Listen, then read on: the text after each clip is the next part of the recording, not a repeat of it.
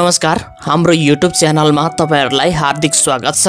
आजको भिडियोमा हामी नेपाल सुन चाँदी व्यवसायी महासंघले तय गरेको दैनिक सुन चाँदी दरको बारेमा जानकारी दिन गइरहेका छौं। आजको दिनमा छापावाल सुन तथा तेजाबी सुनको मूल्य के कति रहेको छ? हिजोको दिनमा यसको मूल्य के कति रहेको थियो? आज घट्यो वा बढ्यो? कतिले घटबढ भएको छ? यसको बारेमा पनि जानकारी दिनेछौं। साथै आजको दिनमा चाँदीको मूल्य के कस्तो रहेको छ?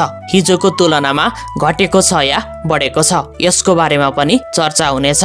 नेपालमा विभिन्न चाडपर्वहरू दशैं, तिहार, छठ, तीज साथै विवाह, व्रतबन्ध, जन्मदिन लगायतका कार्यक्रममा सुन चाँदीको बिक्री वितरण हुने गरेको छ।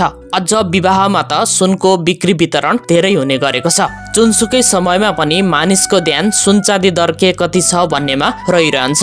त्यसैले पनि सुन चाँदी दरलाई सर्वाधिक चासोको रूपमा हेर्ने गरिएको छ। यसैलाई मध्यनजर गरेर आजको भिडियोमा हामीले सुन चाँदी दरको बारेमा जानकारी दिन गइरहेका छौं। आजको दिनको सुन चाँदी दर यस प्रकार रहेको छ। आज मिति